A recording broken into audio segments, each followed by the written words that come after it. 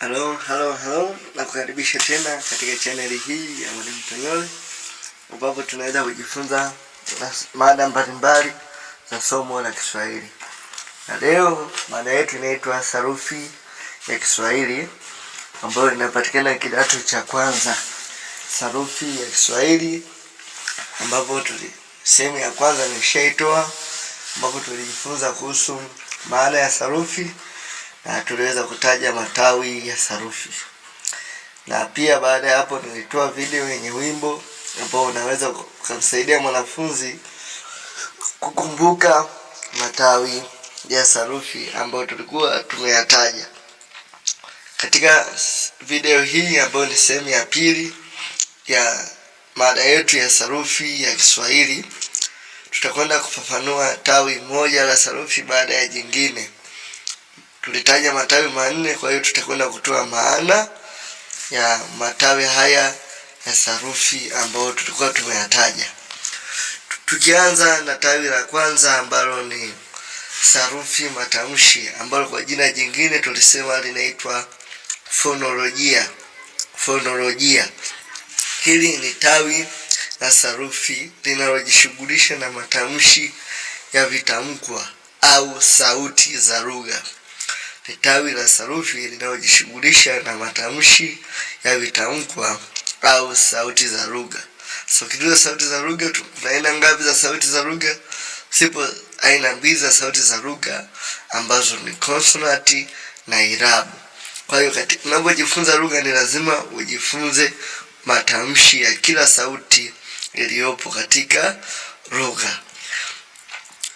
Tawi la pili ambalo tulilitaja linaitwa sarufi maumbo. Sarufi maumbo ambalo kwa jina jingine linaitwa morfolojia. Hili ni tawi la sarufi linalojishughulisha na jinsi maneno yanavyoundwa. Ni tawi la sarufi linalojishughulisha na jinsi maneno yanavyoundwa. Kwa hiyo tunajua kabisa kwamba lugha ina vipashio mbalimbali, kuanzia sauti, kipashio cha silabi, kipashio cha neno na kadhalika na kuendelea. Kwa hiyo kila kipashio kina namna yake, ambayo ndio maneno yana namna yake ambayo yanaundwa kwa kutumia viambishi au mofimu mbalimbali. Kwa tawi linalojishughulisha linaitwa sarufi maumbo au morfolojia, ambapo tutakapofika kidato cha pili na kuendelea huku tutaweza kujifunza mada inaitwa uundaji wa maneno. Kwa maana ya uundaji wa maneno, mzizi wake unatokea katika tawi la sarufi maumbo au morfolojia. Tawi la tatu ni sarufi muundo.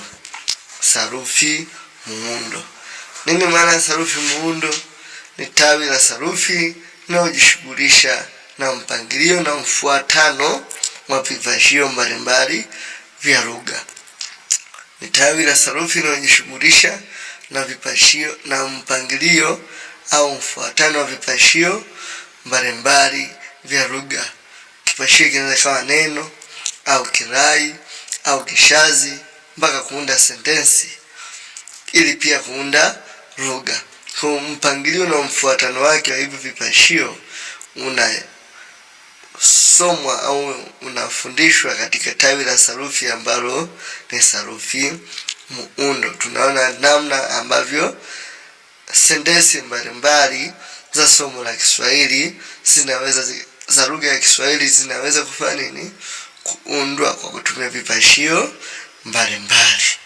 Mada ambayo tunajifunza kutoka tawi hili la sarufi muundo ni mada mbili. Mada ya kwanza ipo hapa kidato cha kwanza, inaitwa aina za maneno, na mada ya pili ipo kidato cha pili kwa sasa kwenye mtaala mpya, inaitwa tungo za Kiswahili. Zote hizi zinatoka katika tawi hili la sarufi muundo au sintaksia.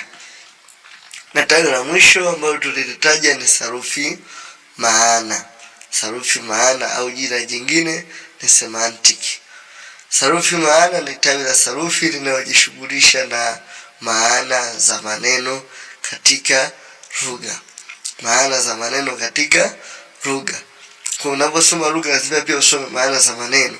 Kuna maneno yenye maana sawa, kuna maneno yenye maana tofauti, kuna maneno ambapo yapo mawili tofauti lakini yana maana moja, au maneno yapo neno moja inakuwa na maana mbili. Kwa zote hizo zinatokana na tawi la sarufi maana au sarufi semantiki au tawi la semantiki. Hapo ndio unaweza kujifunza maana mbalimbali za maneno na namna ambavyo zinafanya kazi katika lugha. Asante sana kwa kunisikiliza. Asante sana kwa kunielewa. Kama umeelewa pia unaweza kudondosha maoni yako kwenye comment hapo. Kama hujaelewa tuachie swali kwenye comment nasi tutakujibu moja kwa moja. Asanteni sana. Usisahau kusubscribe, kulike, kucomment na kushare linki kwa marafiki zako ili tuweze kujifunza masomo mengi ya somo la Kiswahili kwa pamoja. Asanteni sana. Karibu tena wakati mwingine tena tutakapoleta mada mpya ya somo la Kiswahili tuweze kujifunza. Asanteni sana.